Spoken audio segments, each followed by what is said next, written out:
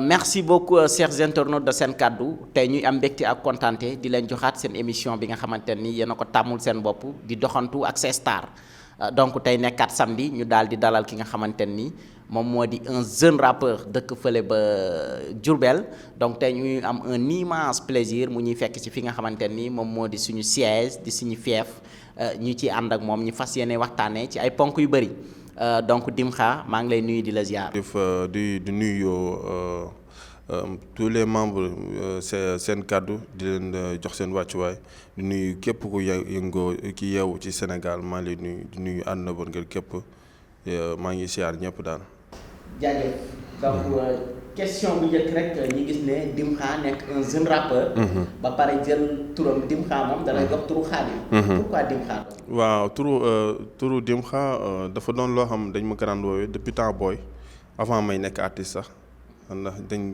souvent Sénégal dañuy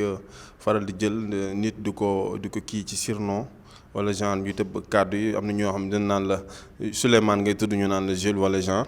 loolu noonu di law quoi ba man jot naa fi tudd ay tur yu bari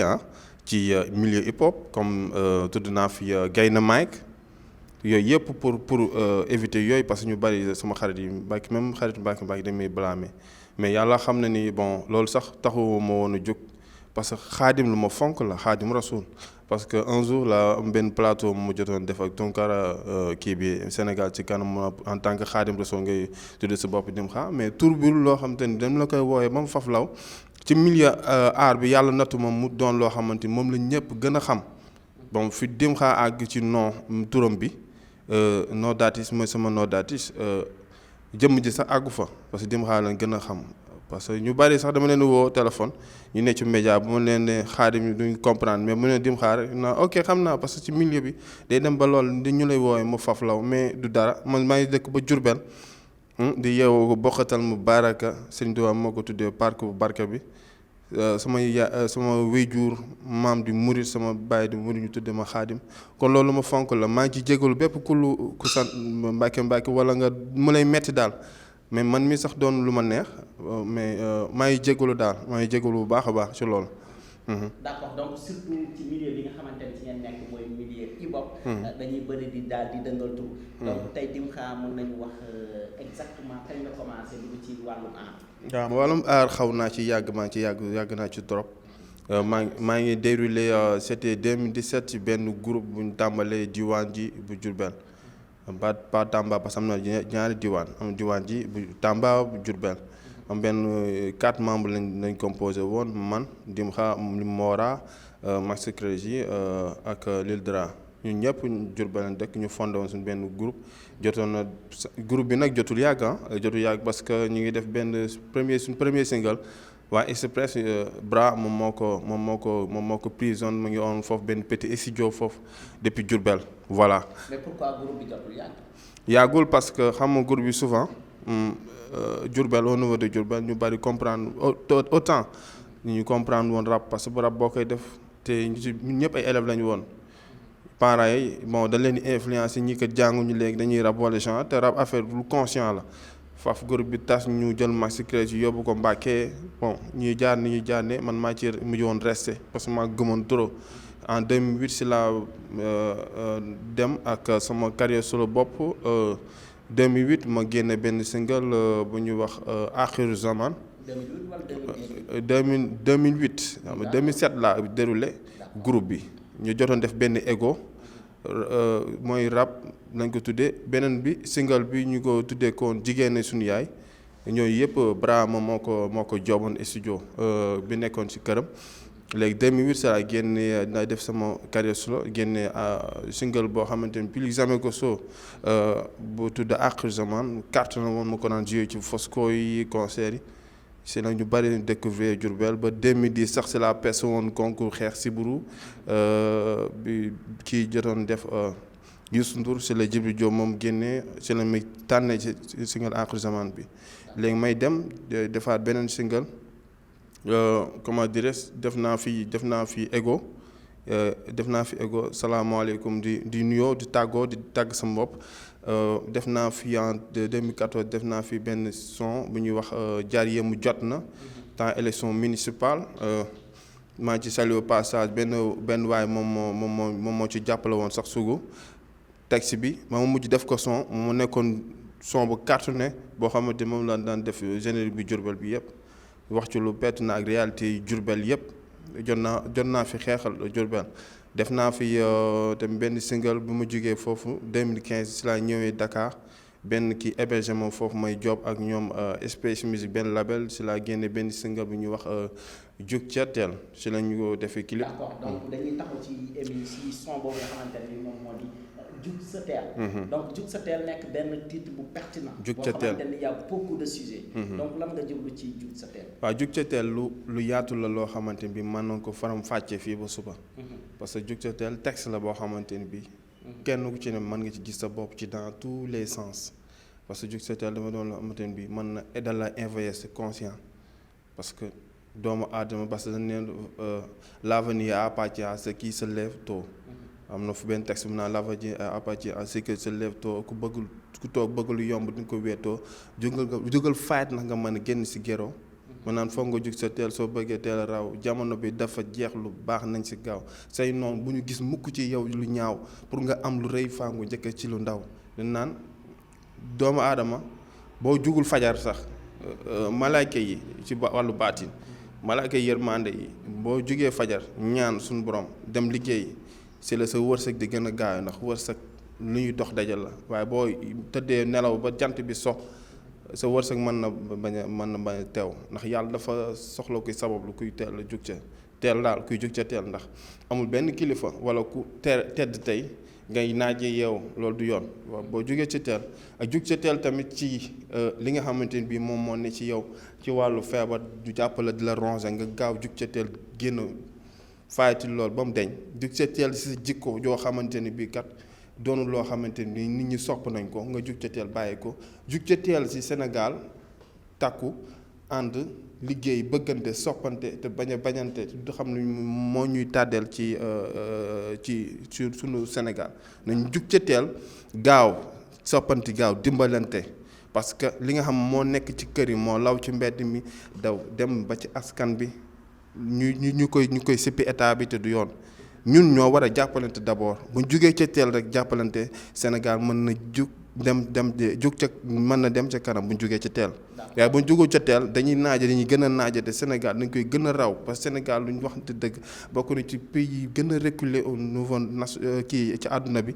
te loolu du yoon nañ jug ca teel gaaw jàppalante te liggéey. te fonk kilifa te respecté rendez-vous te fonk de suñu biir bu ñu ko deful duñ mën a dem. d'accord donc yéen tey jii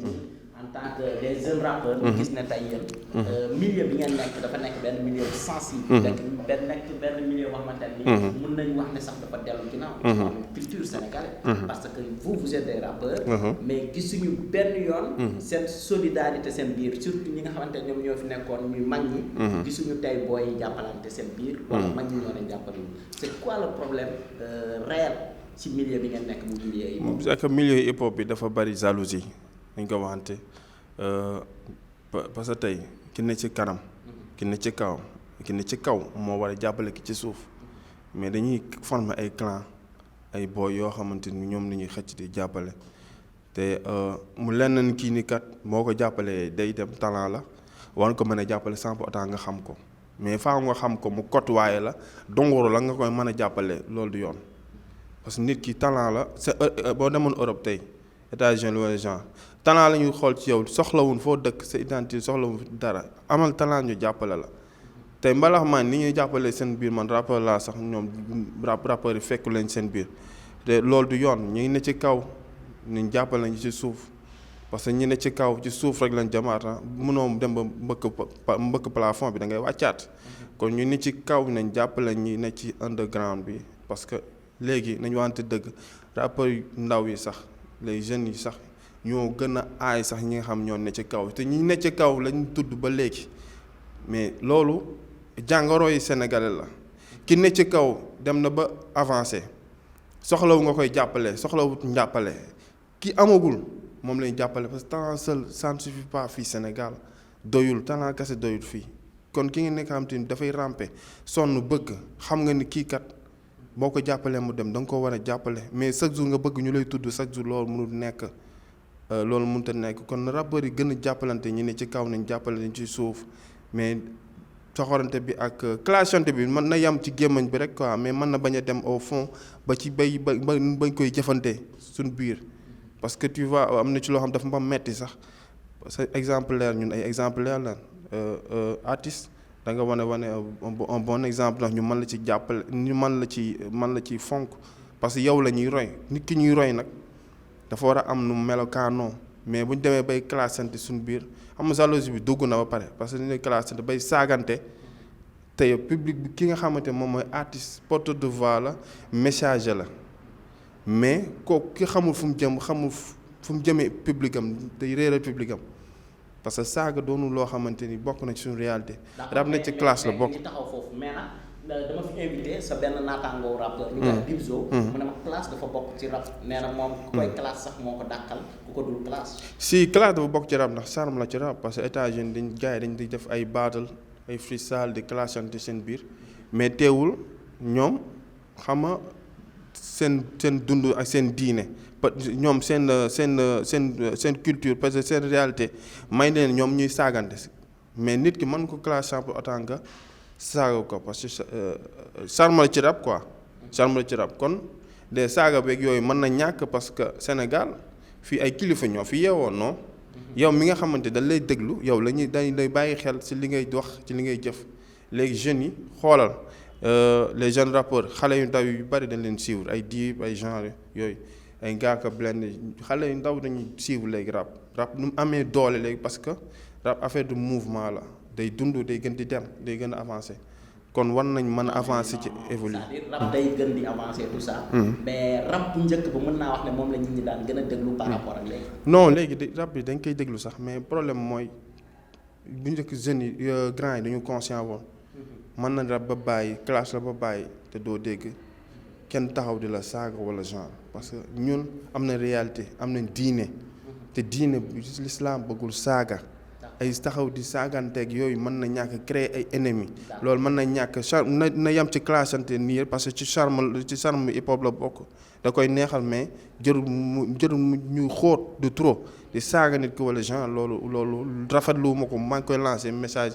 ku koo xamante ni bi artiste nga public mi ngeen sa ginnaaw parce que jeunes yi léegi rap dafa évoluer. rap dafa évoluer sa relation ak waa Express de Diourbel. parce que tu es un talent de Diourbel. donc sa relation ak ñoom gannaaw yooyu. sama relation ak ñoom man autant laa leen daan fréquenter yàgg na mooy li ma la wax parce que sama premier sound mag diwaan ñi Brahma moo ko jox single rap. suñuy rap boo koy kër boo dee cuune doo ko mën a jàpp suñu flow suñu estime ndiga lépp di jàpp sound boobu moo ñu ko door ego bi jigéen suñu yaay suñu yaay duñu bàyyi ngeen di def benn saay dañu xool ñu leen ciy génn waay suñ ko defu bàyyi lu ñu war ñoom moo ko job bon xamante nañ bara quoi xamante nañ parce que yàgg naa ko fréquenter. d'accord dama ne nag fu mu toll nii ndax ñoo ngi lay jàppale si. non jàppale wuñ ma si lenn. parce que jàppale wuñ ci lenn peut-être waxuma leen sama soxla peut-être mais en tout cas man fay naa ba dooma génn ci faar Diourbel man ku ma jàppale du man du xaaru man du ma doon ma ko xam dama lay xaar pour nga jàppale ma parce que déjà ñoom ñi ngi fight pour seen carrière man maa ngi fight sama carrière ñi ne ci muy Express muy Black Demons Mass Black Demons muy képp bon nit ku duma ko mere ci alalam mais nag du ma topp sa ginnaaw kottuwaaye wala may dongoro parce que amu boobu temps mais nag ñoom nañ jàppale ñi ne ci suuf mooy yoon quoi parce que tamit fii ku fi dem dan la jàppale sëñ Abdoulaye nee na jàmbaar amul ku dimbali moo am ñoom ñooñu Express muy Black Demons ak whatever kenn ku ci ne sox comment jàppale na la sa carrière ak ku mënti doon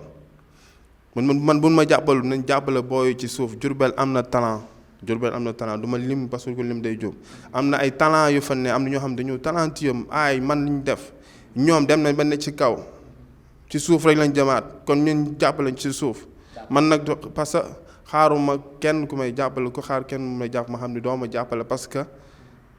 nit sax soxla na jàppale am na ñoom bu ñu xamee sa soxla faj ko mais teewul man dinaa fexe ba ni naan ba sàkku ndimbal na ca fekk loxoy borom man Diourbel représenté naa ko fu ne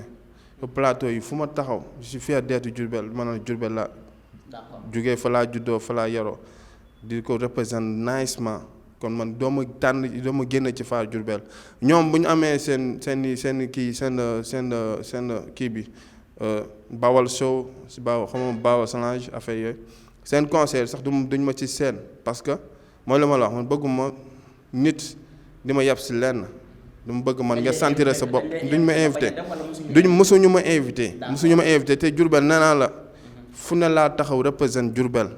ci plateau yi fu ne amul benn plateau xamante ne bii taxaw ma représente Diourbel di ko fight fii te ñoom xam nañ ma bu baax kon mérité naa ñoom bu ñu amee seen programme wala genre ñu invité ma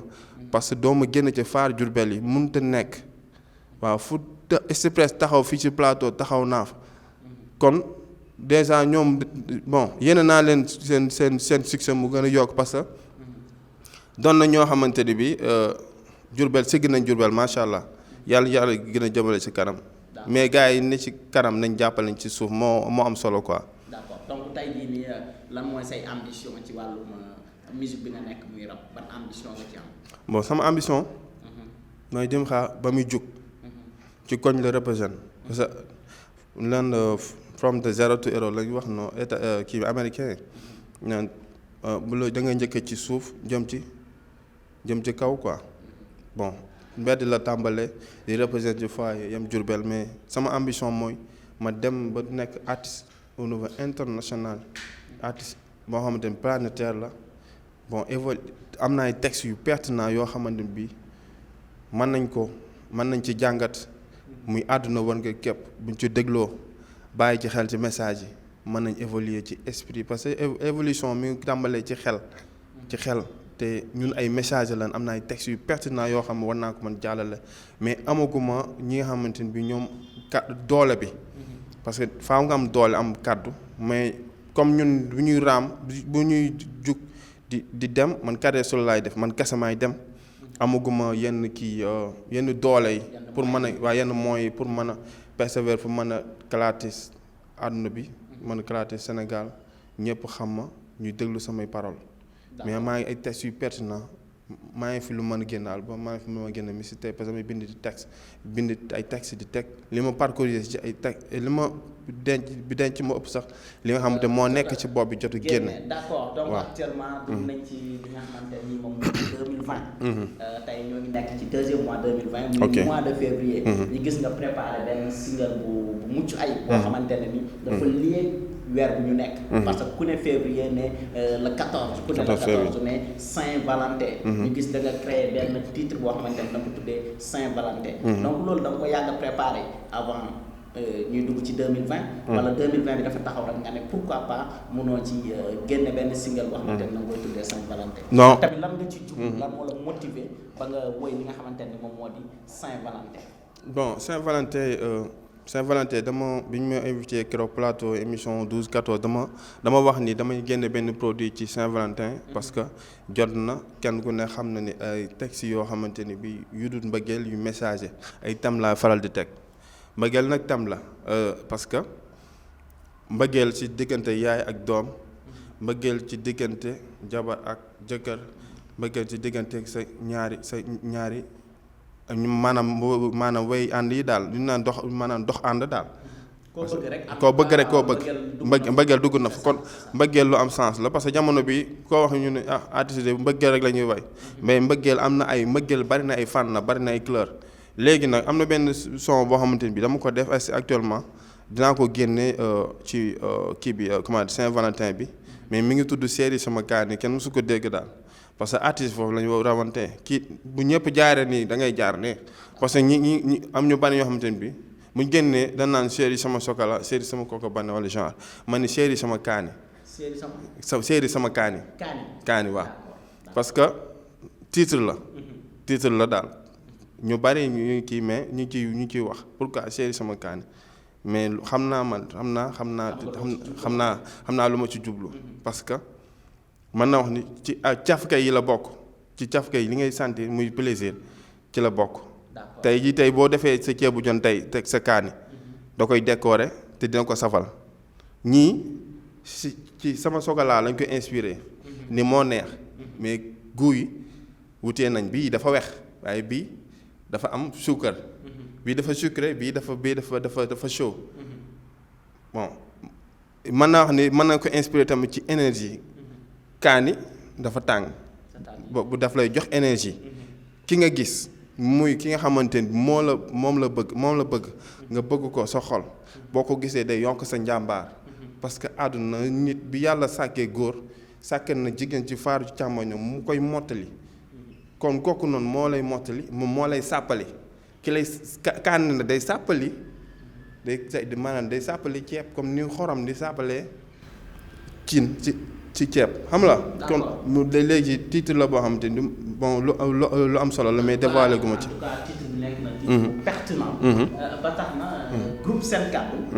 di kaddu Sénégal. lëkkaloo seen groupe SBC. solution bonne communication. ku fi ñëw wax ci micro bi rek. mën nañ wax ne askan bi nañ la déglu parce que le micro c'est pour Sen Kaddu. en tout cas pour askan wi la. voilà donc ñu gis na tey jii nii da nga fas yéene. génn benn single boo xamante ni da nga ko jëmale ci Saint-Valentin. mais kenn mënul ñëw ci groupe Sen Kaddu. te duñu waxtaan ak yow ci actualité. benn 2 minutes rek. nga wax ci li nga xamante ni moom moo di actualité. gis nañ ne rey yi bëri na. gis nañ ne feebar bi am na ci Chine. président Macky Sall nee na les moyens amul pour mu indiwaat leen. sa gis-gis ci loolu rek ci 2 minutes nga tënk ko bu ko defee ñu daal di tàggu askan bi ba beneen émission. ok sama gis-gis mooy. Sénégal ci maanaam ci xew-xew yi. ci rey yeeg yëpp mooy li ma la wax Sénégal nañ gaaw jug ca teel mooy texte bi foo ubbee texte bi foo dégloo rek dalay conscientiser nañ gaaw jug ca teel defaraat jikko yi am discipline bàyyi xel suñu borom ragal yàlla tuuti bàyyi bañ a topp tendance bi ak buzz bi ñàkkat sa gi nañ delloo mbuum com boy te xam ni Sénégal am na ay valeur am te saa ni dañu toll ci crise des valeurs nañu respecté suñu bopp xoolaat suñu maam yi ñu daan dundee mosuñu woon am problème suñu maam yi mosuñu woon am problème ci lii ci xew-xew ak jamono lañ toll mais nañ delloowaat si jikko yi ñu def ko jéem ko defar parce que Sénégal émergent bi ëpp sens mooy ngi émerger jikko yi mu rafet xol yi rafet xalaat yi rafet bu nga ko defee rek réew mi dina mën a rafet dina mën a taaru yàlla dina topp nañu dimbali def yërmande def fi xéewal ndax yàlla moo wax ni mbooloo leen ma jàppale leen def fa yërmande kon nañ jéem a booloo jéem a dafa jikko yi xalaat yi mu rafet. mu ngi ko defee dina defar jikko yi loolu mooy dëgg. bu ko defee gis nañ tamit suñuy doom feebar nañ ci Chine. dëkk bu ñuy wax Wuhan. ba tax na ba tey gisaguñ leen. ñi ñibbisi. léegi tey jii nii. président Macky Sall nee na les moyens revenir pour ñu indi leen. sa gis-gis ci loolu. ma gis-gis mooy état bi. na def li ko war am yërmande ci askanam ndax moom la yàlla nattoo mu diriger ñëpp kon li nga xamante ni mooy wareefam na ko def dem ba jeex daal parce que bakkan dafa fort kon nag def li nga xamante ni moom la war a def askan bi def tamit li mu war a def parce que réew ñaar ñoo ko seq ki dirige askan bi ak askan bi na def wareefam président bi def wareefam bu ko defee Sénégal mën a jëm ca kanam loolu laa am woon wax. sama kàddu mujj mooy di ziare kullu di lancer message ñëpp ne man pare naa lépp ci muy producteur muy ak ku mën di doon pare naa pour def yenn produits yu bari wala ma def album mais maa ngi sox sama doole def carrière solo te soxla naa ku ma ci jàppale. waaw di saluer passage ñi studio yi may jot a jàppale yëpp muy SPS Musique ak Rector Musique di saluer passage ñi nga xamante ni ñoo nekk sama ginnaaw di ma jàppale ku lim nag da ngay juum. ok léegi nga bëgg ñu jàppale la bu ñu la bëggee jàppale ci ban numéro la ñu. waaw ci 77 116 80 75 am na 77 116 80 75 am na 76 tamit 142 30 38 bon maa ngi lancé message ñëpp. pare naa ci lépp quoi muy producteur ak ku mu mënti doon pare naa quoi incha allah bëgg na affronter tous les spectacles loolu moo ñu dese suñu carrière muy moyen bi ça demande des moyens bi kenn ku ne xam na ni talent bi rek doyul mais moyen la laaj ok maa ngi lancé message ñëpp daal muy producteur mu ku mu mënti doon ok. en tout cas merci beaucoup donc déglu ngeen ki nga xamante ni un jeune talent la dëkk ba Diourbel tudd Dimkha ñi gën ko xamee ci Khadim mais nag comme li mu wax rek donc nit ñi dañuy jël tur di ko daal di ëlbët juutal donc ba tax na nee na moo ngi ciy jéggalu bu baax a baax a baax lii mooy li nga xamante ne moom moo di seen kàddu dañ la fiy indi wax loola nga wax li nga war a wax li nga bëgg a wax ci njëkk ak teraanga ci tey ak dal voilà donc ba tax na émission bi moo ngi nii mooy émission doxantu ak Star ngeen àndoon seeg seen mbokk seen xarit Agibou Diongue comme ni mu leen ko diggee saa su ne noonu la leen koy joxe ma àndoon si ak machine bi di Bokar Dieye le jeune caméraman monteur nekk fii ci seen kàddu en tout cas maa ngi jaajëfal ñëpp di leen jox dig daje ba seen beneen numéro émission doxantu ak Star rap